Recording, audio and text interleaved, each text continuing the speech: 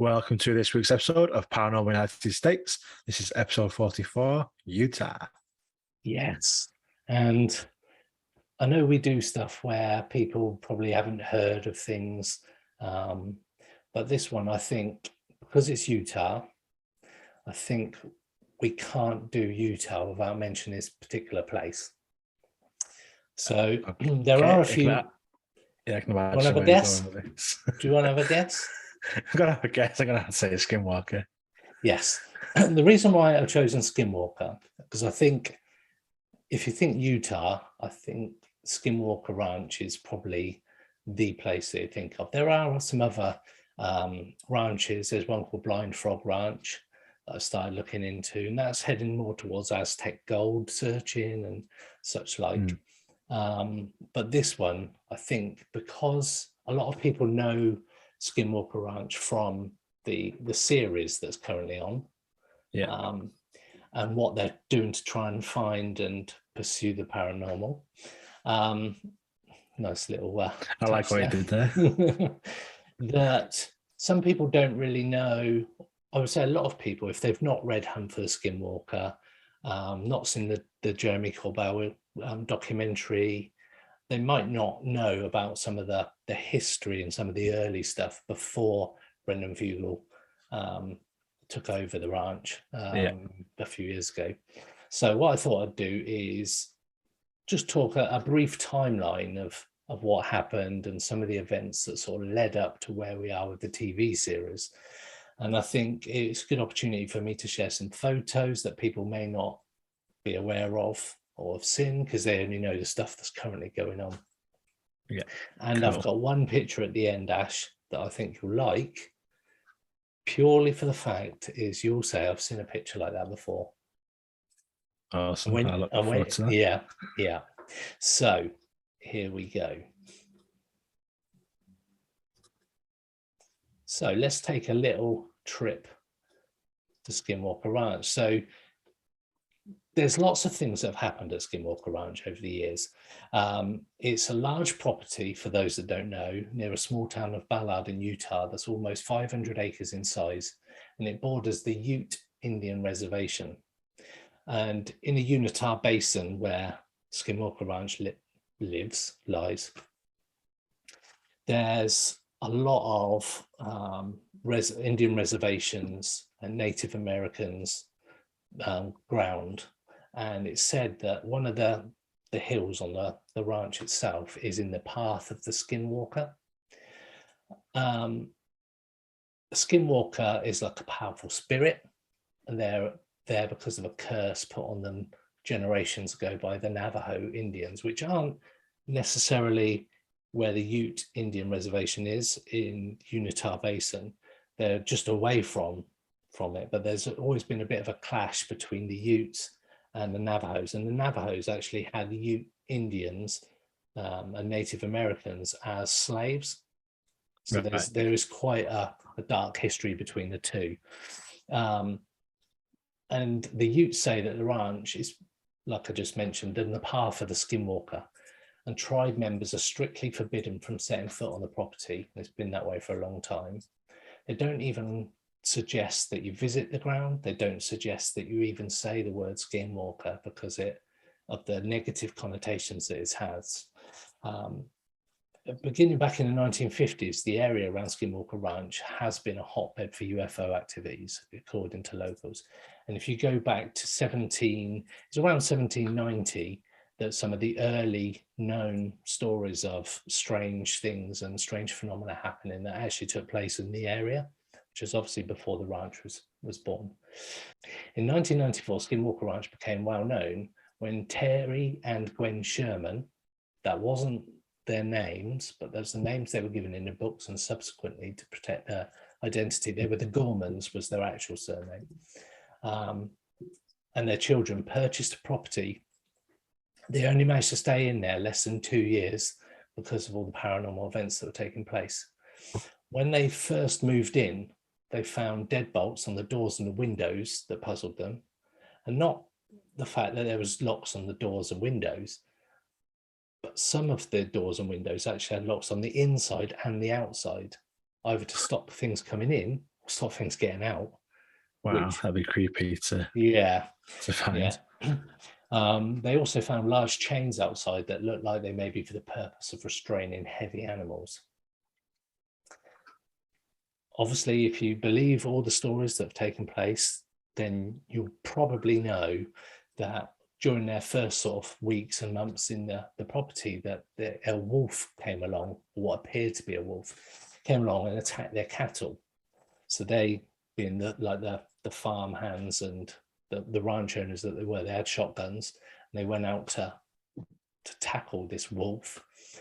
They shot the wolf multiple times with a handgun. The wolf didn't even react to the gunshots at all and appeared to be unharmed. Then they eventually shot it 6 times. The wolf turned and walked off. They couldn't find any physical evidence of blood being affected by the gunshots. And the gun they used was quite a high caliber gun. So it would have taken down most things that you would normally take down with a gun. Another instance, the family saw their field lit up as if by a football stadium worth of lights. They saw a UFO larger than 2 football fields, and apparently alien figures over 7 feet tall around it. And in the 2 years that the family were in the property, they actually lost 20% of their herd of cattle due to mutilations.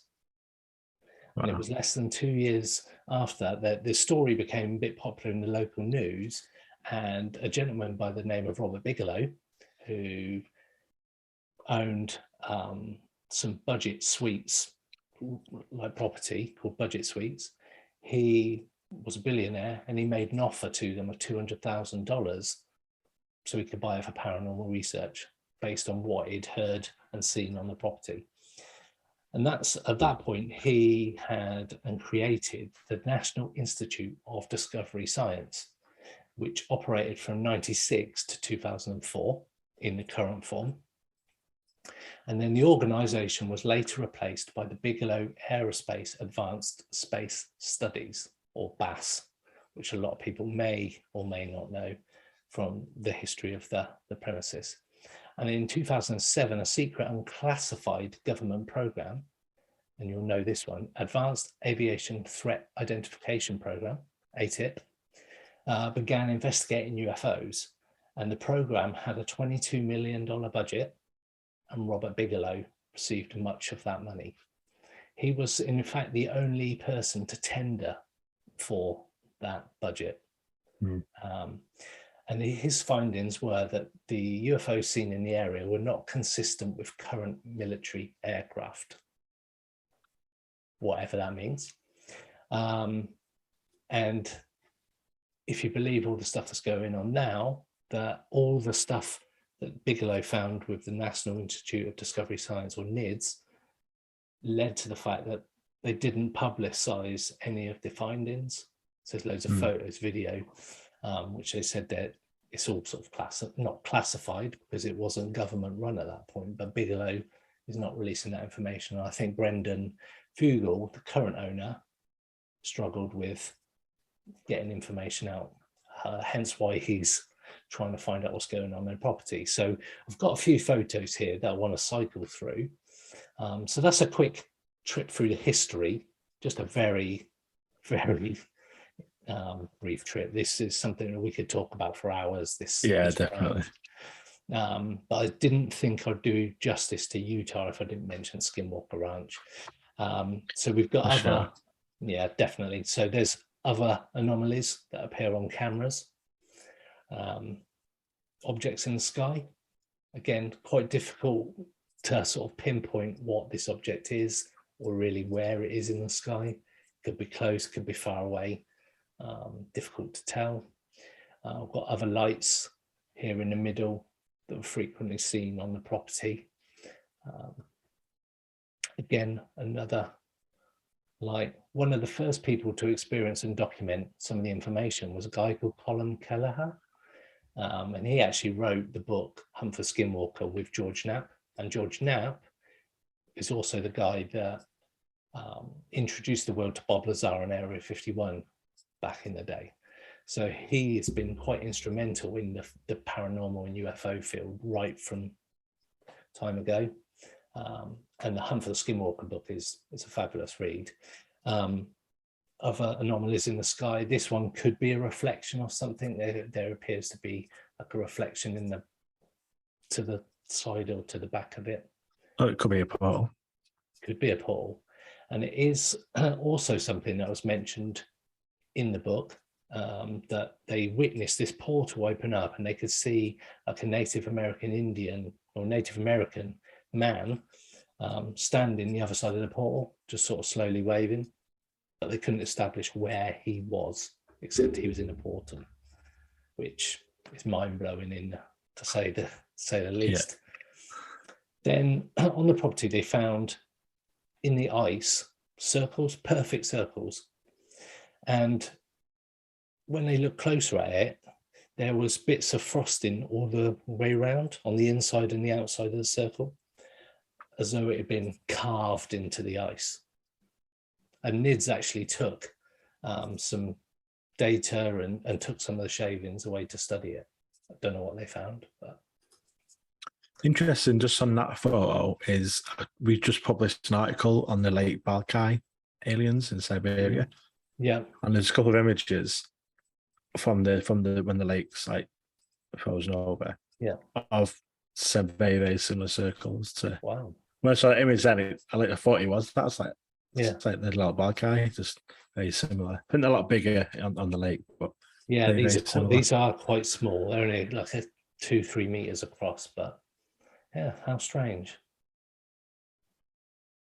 Weird though. Perfect circle of ice. It's got a carving, as it were.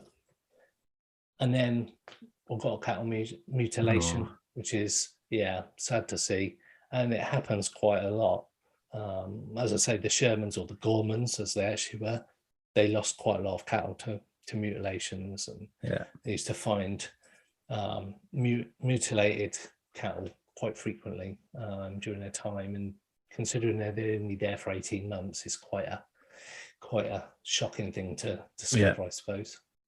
And then this is the last photo I want to show you, and see if you have seen something like this before, Ash. Okay. Yeah. That looks like from the Redgate one. Yes, that's why I figured the name. Yeah, we had them as guests. Yeah, we did, and it's very strikingly similar to the one in Redgate. And it's just caught on one of the night vision cameras on site. That's creepy. Yeah, and as it's very, very humanoid. Yes, very much like the Redgate one as well.